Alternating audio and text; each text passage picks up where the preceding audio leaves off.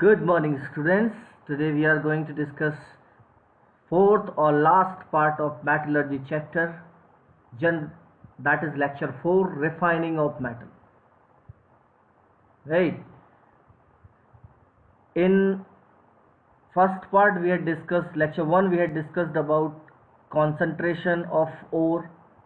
In the second part and third part we had discussed about extraction of metal, and here in this fourth part we are going to discuss about refining of metal.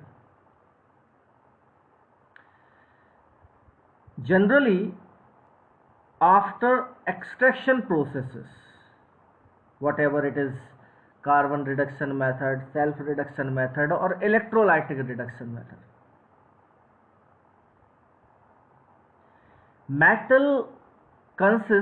extracted metal consists many impurities. So refining is always necessary requirement to get pure metal, right? So here we are going to discuss about refining of metal.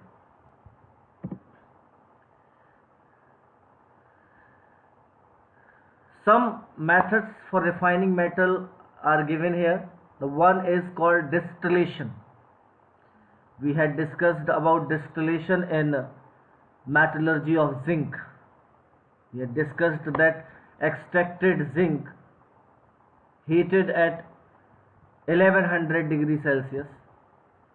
So at that temperature, zinc, cadmium, except zinc, cadmium and mercury, other metals remains a residue, and these metals form vapors. Generally cadmium remain with zinc, right? So 1100 degrees Celsius, cadmium, zinc and mercury, if it is form vapors, these are easily vaporizable metals. Very low boiling point these metals have, cadmium, mercury and zinc, right? And afterwards, further cooling, initially zinc separated out, and then mercury, and then cadmium. So by that distillation of vapors of metals, right, we can separate, we can refine by distillation metals, and we had discussed about it also in metallurgy of zinc, you can see. Now the second is liquation. This is as distillation for low boiling metals, liquation is for low melting metals like lead and tin, and it is very general method, very easy method that put that extracted impure metal on a sloping surface, and on heating that metal has a low melting point, so easily melt down and flow to the sloping surface. So it is extracted by this method also.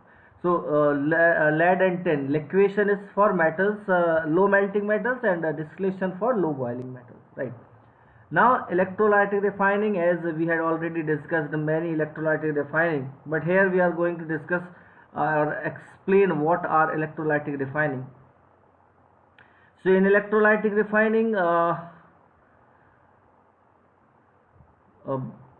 a container which is used as electrolytic cell. At anode, impure metal is used. At cathode, pure metal is used, right? Or other metal might be used, as we had seen in metallurgy of zinc, aluminum is used as cathode, right? Electrode potential are also important criteria to define, to explain this. We need to know about that also. So that pure copper rod is used as anode, and impure copper rod is used as cathode. If we are going to discuss about metallurgy, the refining of copper, slight difference in different refining of other metals, slight difference, small difference in those refining, right? So here you can see at anode, copper oxidize convert into CO2 plus, and at cathode CO2 plus will take again that 2 electron and convert into Cu, so deposit it at cathode. So impure copper dissolve and pure copper deposit. Impurities from the blister copper, as we know that copper which is formed which we obtain after through Bessemer. In metallurgy we had discussed the copper which is obtained from Bessemer is have some blisters over their surface. That's why that copper is called a blister copper. It means impure copper is called blister copper. And after impurities from the blister copper remain, or impurities remain in this electrolytic refining of copper below anode, and that impurities are collectively known as anode mud, which contain antimony, selenium, tellurium, silver, gold and platinum like metals, and it is very precious anode mud actually, right? So this is electrolytic refining, very simple. It is use impure metal as anode, use pure metal as cathode, and electrolytic solution generally it is electrolytic solution must be according to their reactive nature. As we know, copper is very less reactive, so we can use copper sulfate solution, aqueous solution we can use even, but in many cases aqueous solution cannot be used, because in place of copper in that condition other substance may oxidize. Now, so the next method is zone refining method. It is I can say ultra purification method is it is actually. In the zone refining method, one concept which is very important, and that principle is used here, that impurities are more soluble in the melt than in solid state of the metal.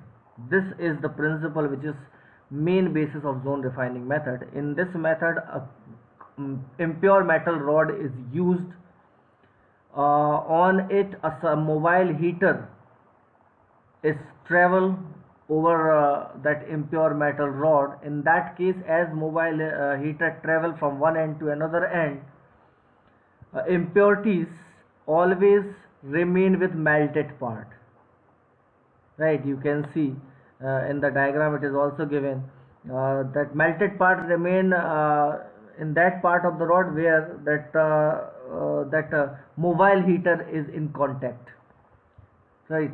So that behind part again and again crystallize, and forward part again and again melted. So as that heater move, behind part again and again crystallize, and forward part again and again melt.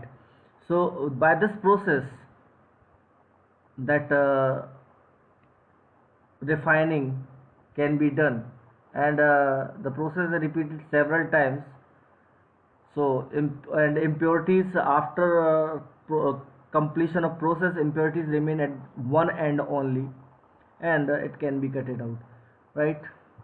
So this is a very useful method, produces semiconductor and other metal of very high purity. Germanium, silicon, carbon, boron, gallium and indium, these are important elements of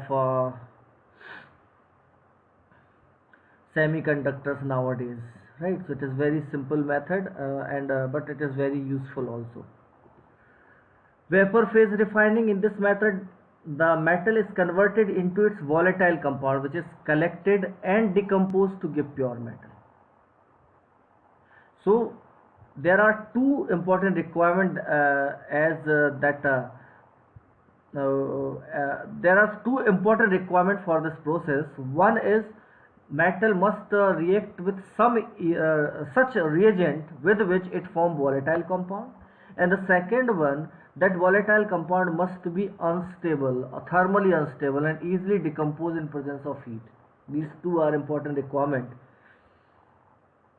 So two processes are well known for vapor phase refining. One is called Mond's process for refining nickel, and in this process you can see nickel will react with carbon monoxide and form NiCO whole 4, and carbon monoxide decompose nickel tetracarbonyl decompose at 450 to 470 Kelvin temperature. It react 330 to 350 Kelvin. They both react, form NiCO whole 4, and it is volatile also at that temperature. Separate it out. It is very easy to understand. As we convert Ni into volatile compound, it separates it out from their impurities, right? So very specific, high yielding refining process it is. Van Arkel method for refining zirconium or titanium. This method is also very useful for removing all the oxygen and nitrogen present in the form of impurity in certain metal like zirconium and titanium. Right, again the same process has been done.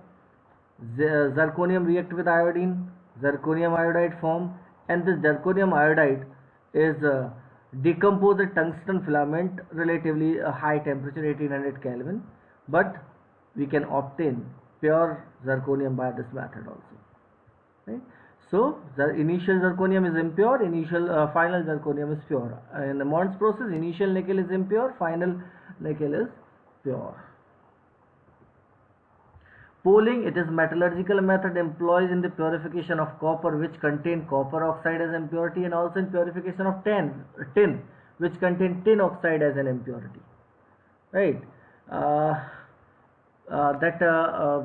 This process complete in 2 stages.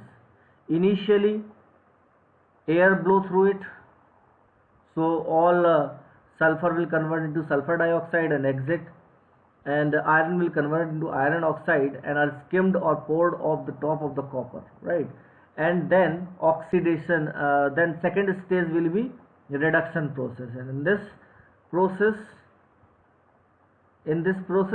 what will happen, some reducing agent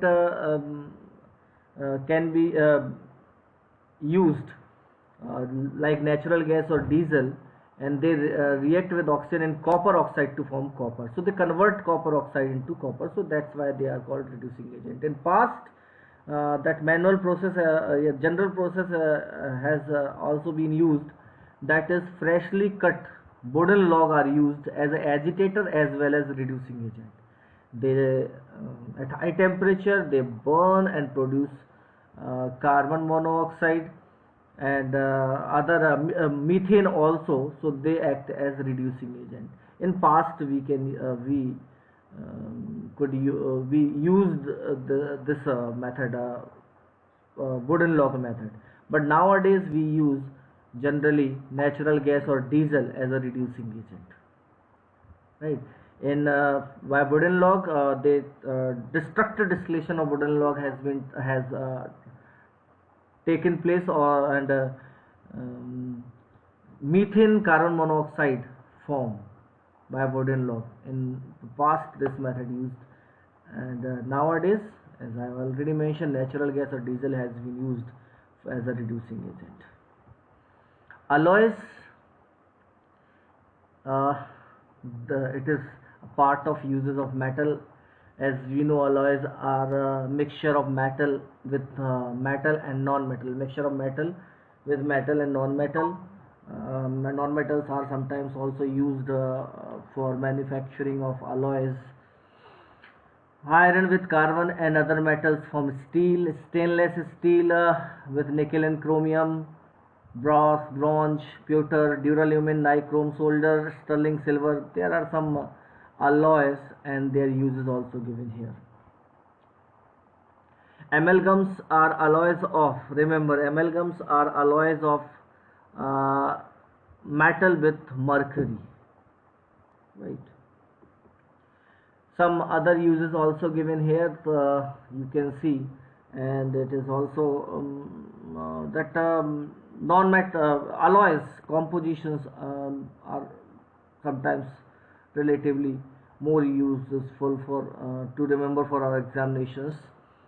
Otherwise, this is some uses of metals that I share with you. I'm sharing with you, and that's all about of this chapter, metallurgy, lecture 4. It is very small portion, but refining of metal is very, very important. Most of the time refining of metal from this chapter came for 2 marks, for 3 marks, right? So refining of metal is very, very important.